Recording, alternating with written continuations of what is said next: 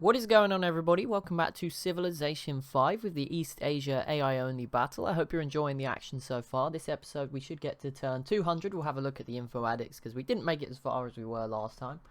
Or the first 3 episodes, we managed to somehow, like, perfectly get 50 turns in.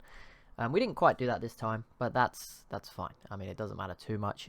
It's not going to be, like, loads of episodes to this anyway. It's going much quicker than some of the previous ones.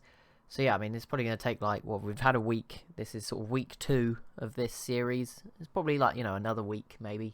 I don't know. Don't know exactly how long it's going to take, but it's probably not too long. But Korea does complete the Manhattan Project, so that's awesome. And before we get any further into the action, if you are already a fan of the channel, you enjoy watching these, I would super appreciate it if you could turn on the notifications for the channel. I think it does really help, or it's supposed to really help the channel. Even if you don't, respond to those notifications, but, it does help. I think it tricks the algorithm, maybe gives us a chance to let other people see these videos, because I'm looking at the numbers, and there is, like, particularly with these videos, there is, like, most of the people that watch them are the same people, which is not a problem, but they don't really get pushed much to, like, new people.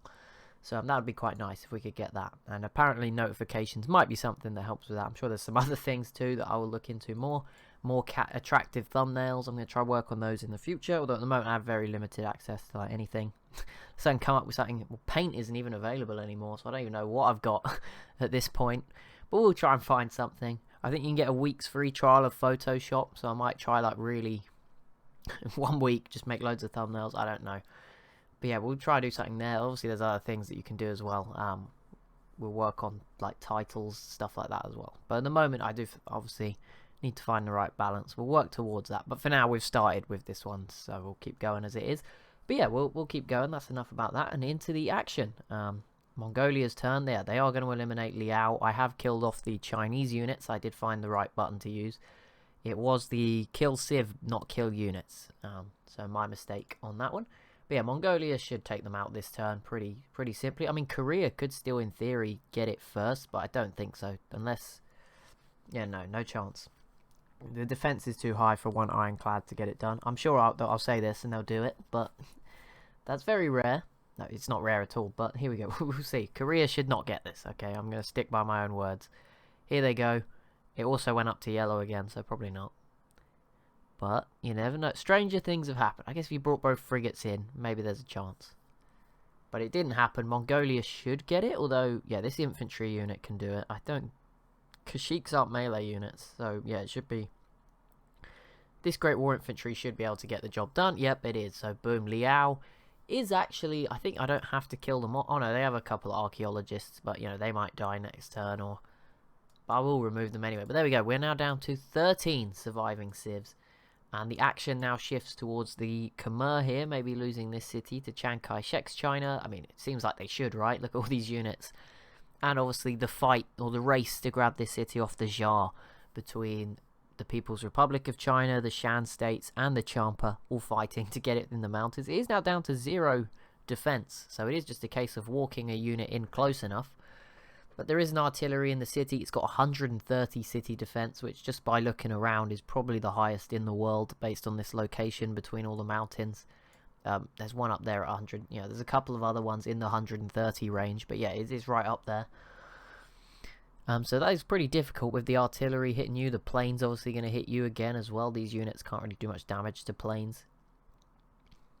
So we'll see what happens. Mao's China actually now have anti-air guns as well, so... They're very technological, and regular infantry. They are very well advanced. I did have a little look at the info addicts. I mean, not a massive one. I just flicked through some of the key stats just to get an idea. I've forgotten most of it, but I did notice Korea and New Siam were tied first place for technology at the moment. But it seems like everyone's... the good civs are really close. Interestingly, Mongolia was doing quite badly for technology. I mean, they still have Kashyyyks, and I'm not saying that's, like, terrible, but because it is their unique unit, but... they're a bit out of date now. Like, come on, they're not a great... Ming, are you good? What the heck? They just declared war on Mongolia of their own decision. We'll see how this goes. I mean, they do probably... They both have the same infantry units, although Ming is starting to get a couple of better infantry units. Artillery, Mongolia doesn't have, so that is an edge. But Mongolia has planes. I mean, they have planes too. We'll see how this goes. This could backfire horribly. I thought Mongolia would be the aggressors here against Ming, but Ming is fully ready to just charge in. Then we'll see how this goes. But this could be stopping Mongolia's victory attempt, because Mongolia, I think, has taken the lead, at least on score, which again is not what we're going to judge this game on, but in terms of just one aggregate list that I can use for now anyway, without having to count all the numbers, puts them in first, right? And that's the easiest way to do it for now. The People's Republic of China were in front for a very long time because of all those wonders they got. That was a bit, again, inflated, but now Mongolia has overtaken them. And as less and less civs survive, the graphs will be a bit more useful. We can start to highlight certain civs. We can maybe have a bit of a look in the graphs, which is something we can obviously normally just never do because there's way too many civs, way too far apart statistically. It just becomes impossible to read. But with less civs, it is actually, the graphs are pretty usable. So we can have a look at those at some point. And there's definitely some sleeper civs as well. Or not sleeper, they are doing things. But, civs that I've not given too much airtime. The Champa are doing really good. Obviously, they just haven't really done anything yet. But they actually are a good civ. If they attack someone. And the same goes for New Siam. The Shan states. I don't know if any of these guys are sort of in the same level. Siam and Burma. Burma still look pretty good with some good cities too. But yeah.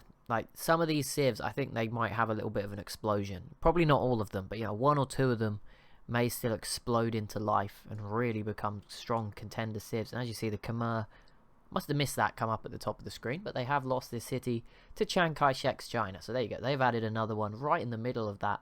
They're just in the middle of everything in Asia. I think they don't border Mongolia, and there's some other civs they don't border, but they border so many of the civs here. Ming to the east, New Siam, Champa then up here. They don't have a border with the Xia. This does look like New Siam might win out in this battle, which is kind of annoying because they have snuck through. Oh no, their unit died. It's very tough. Someone's got to get it eventually, but we'll see. Oh, they came really close there because the anti-air gun, I think you can sort of trick it into using it as a force melee weapon.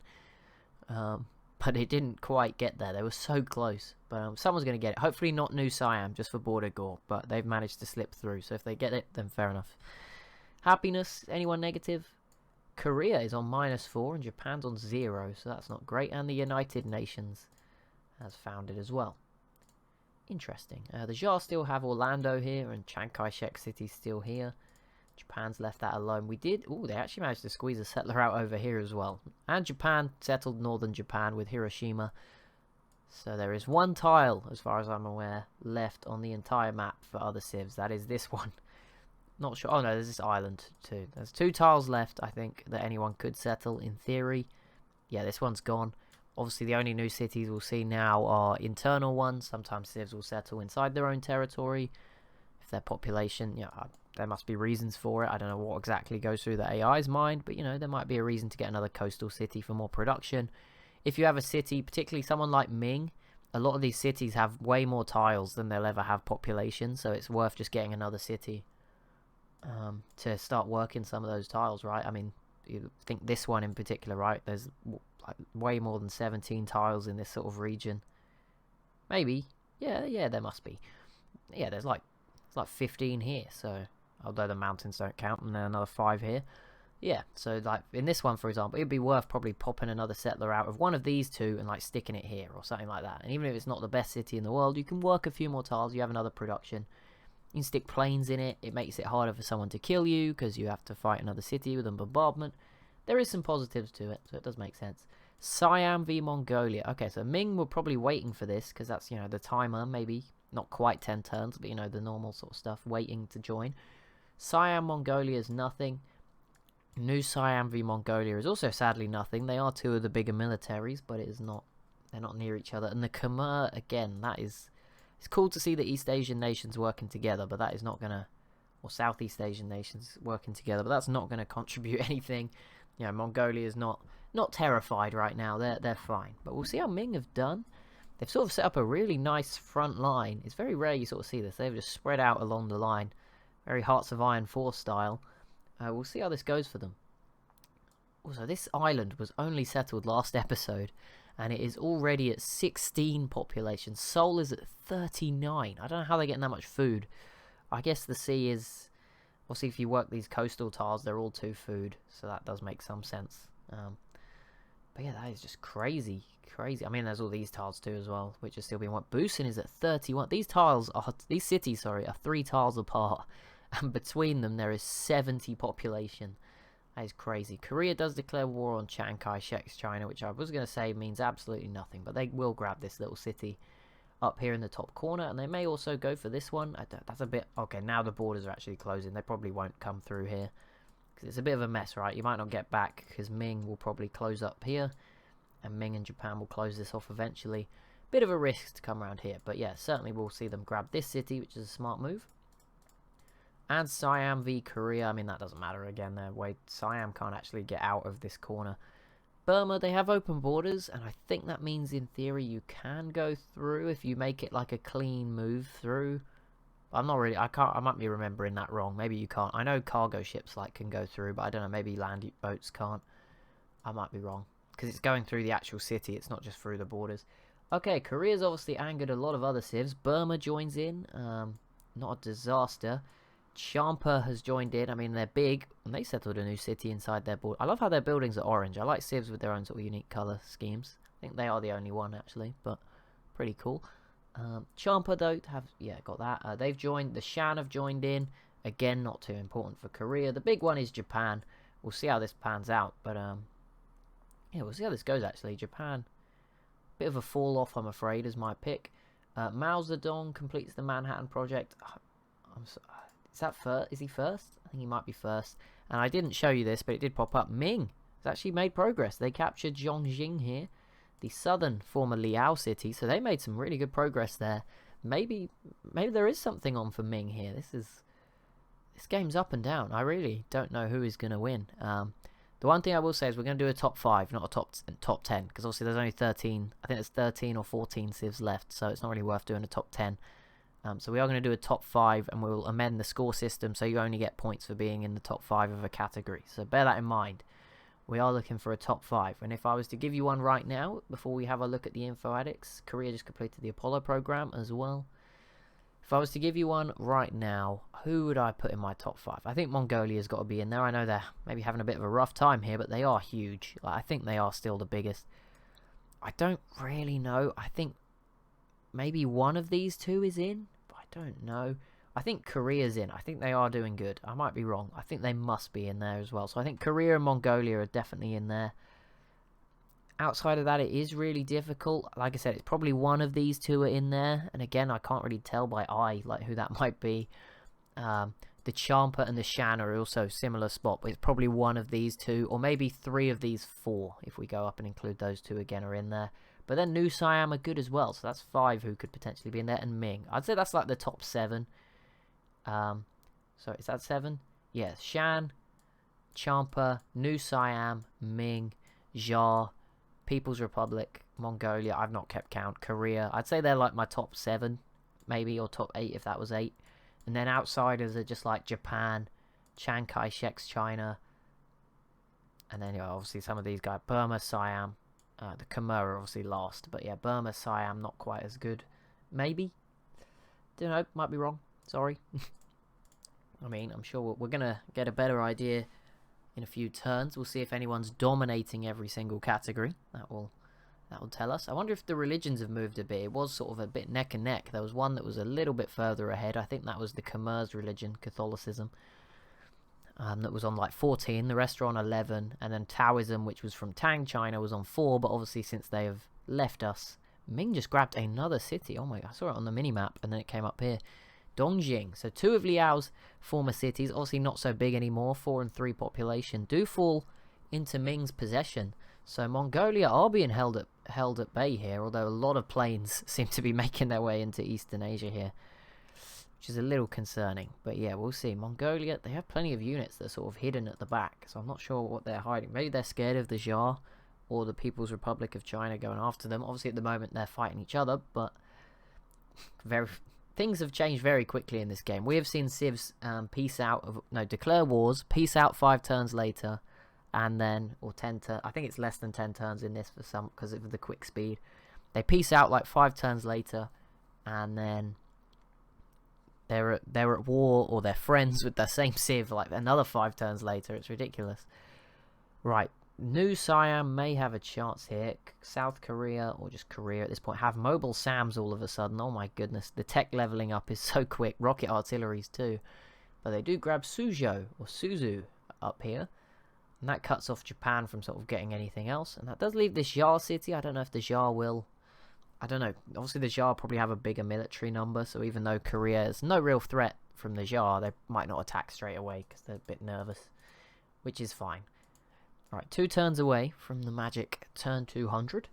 Quite a big point. The turns are still running reasonably fine. I'm not timing them. I'm guessing it's maybe about 45 seconds for a turn at the moment, which is not bad at all for turn 200. There's been times where we've had games that are like 3 minutes at turn 200 per turn. So yeah, we'll definitely take like 45 seconds or whatever it is. I don't know. It's probably not even that. It's probably about 30. Which is fantastic.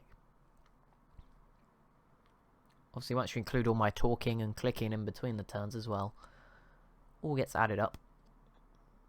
Right, here we go. I'm really focused. Is Ming going to do any more? It looks like at the moment they're very focused on guarding their capital. I'm not sure what from. Maybe they're scared of Chiang Kai-shek here, who have their own unique unit. What is this? Whampoa clique.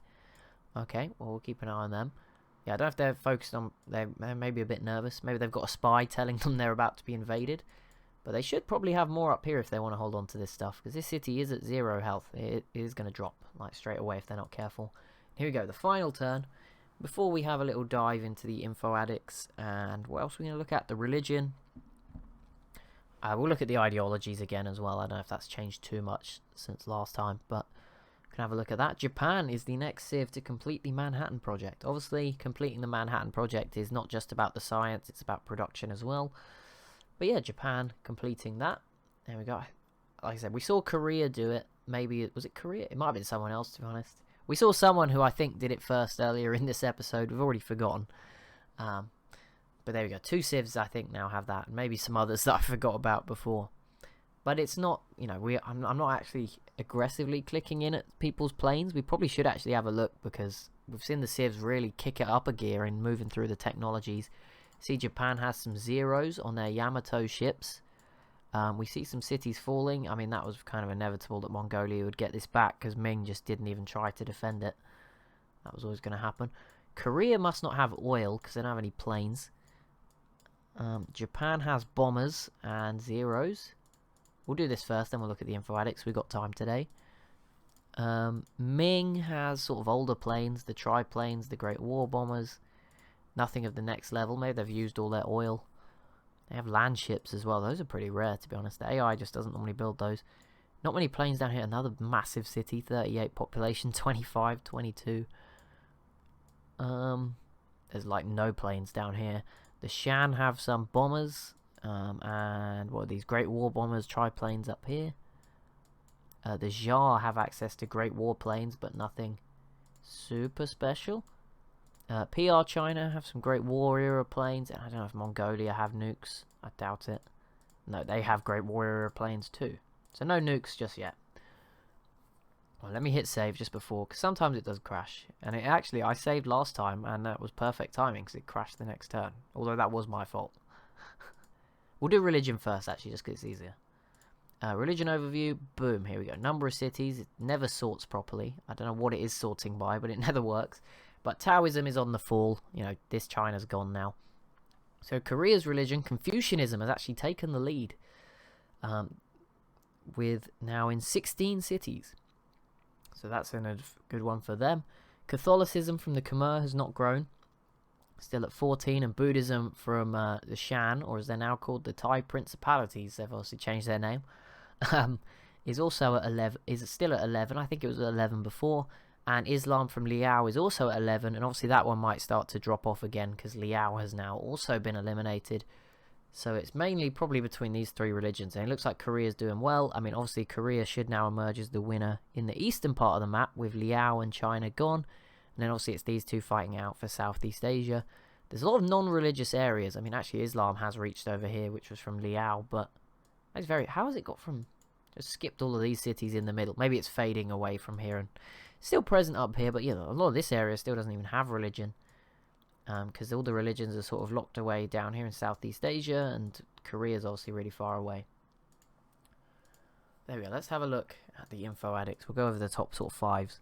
Population then. So Korea with a massive lead, 66 million people. Obviously took 4 huge cities for them. They have nearly 4 cities at 30 pop, so that makes sense. New Siam and the Xia then practically tied for second. Ming is then up there at 38 million, and then Mongolia in 5th with 35 million. I wonder if these numbers... No, they won't add up to like a billion, but they add up probably 200, 300 million in total population of Asia. But there you go, that's what we got. And we can almost see all the civs left now, actually. There's only 13 left, so you can sort of see all... Yeah, we can see all 13 if we sort of pan from top to bottom and just scroll a little bit. Crop yield then, Mongolia currently has the most by quite some way, because they are the biggest civ, but not the biggest population. Ming is then in second, again, very linked to size, this statistic. South Korea then sits, or just, we'll call them South Korea, because I'm going to read it out. I'm going to read the South part every time and forget. It is just vanilla Korea if you're just joining us. It is just that there was another mod that didn't make it into the final cut. So South Korea is there in 3rd, Japan in 4th, and China of Chiang Kai-shek in 5th. Right, on to production. Mongolia again leads the way quite heavily, but you know, they are bigger, so they need more units to sort of fill out their borders. Ming is now up to 2nd in this statistic as well. The Shan states then sit in 3rd, the Xia in 4th, and the People's Republic of China in 5th. In terms of economy, the biggest is currently Mongolia, and then Ming again. A bit of a rivalry emerging here, which is quite cool to see. And then South Korea in 3rd, the Shan states 4th, and Chiang Kai-shek's China in 5th. So it looks like Mongolia and Ming may actually be 1 and 2 across all categories so far. I mean, they weren't in population, but they have in the rest. And then the others seem to be very mixed, but between a lot of those civs that I did mention. Right, so here we go. Land area. Mongolia again leading the way. Then Ming. They have caught up a little bit. Korea's then 3rd. Burma is actually in 4th. Obviously, a lot of the sea tiles contributing for them. And Japan sits in 5th. Again, a lot of sea tiles for them. And they're, you know, Japan's pretty big as well, but yeah, definitely a lot of sea tiles. I wouldn't have put them above, say, PR China in terms of actual land tiles, but yeah, again, sea tiles do count. Can't do anything about it. There's like a minus button to make it not count, I'm afraid. Here we go then, big one, military manpower, and Mongolia and Ming definitely knocked off the top, although obviously they are fighting each other, so it does play a part in that. The Shan states lead the way. Then it is the Champa in 2nd, which we've known they've had a big military, and New Siam in 3rd. So those 3 from Southeast Asia who are all bordering each other, still definitely out in front there. In fact, they're the only 3 above 500,000. Mongolia then sits in 4th with Old Siam in 5th. That's a bit of a surprise. Ming and Korea sit 8th and 9th, and the China's not doing too well either. I mean, Japan and then, yeah, Japan are top. To be honest, I think all the top 12 are competing here on the stats. I know Burma and Siam may not seem like they have much they can do this game, but they are still competing in these statistics, so there's a chance they squeeze in. The Khmer is the only one who obviously only have 1 city left, who are really struggling. Social policies adopted. Mao's PR China leading the way, then it is the Xia, both Siams, and then Burma, one of a few on 23. Happiness, we saw who was negative a minute ago, but now nobody is negative, so that's nice to see.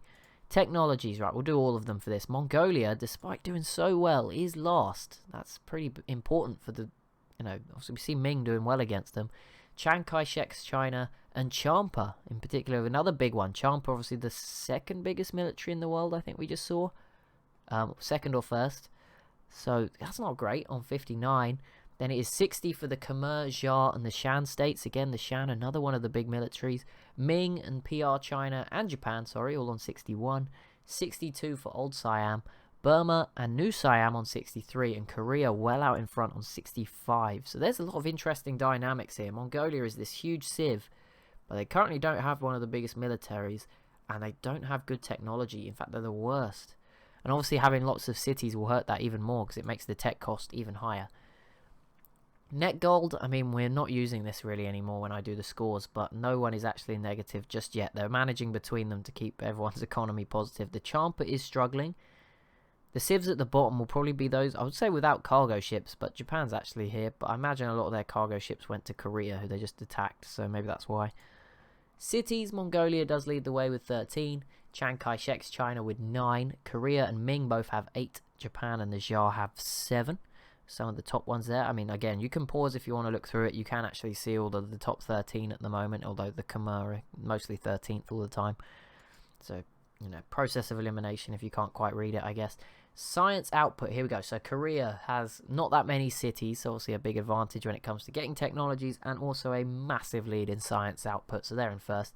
Mongolia does now have the second highest science output, so that may help drag them back up that list.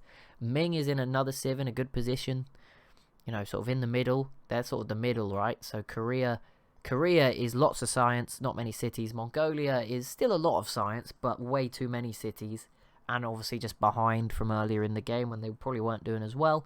Ming, because Mongolia, a lot of their big gains have been really recently as well. Let's not forget that. And Ming, they're kind of probably in the middle, right? They're sort of not as many as Mongolia, but they are bigger than Korea.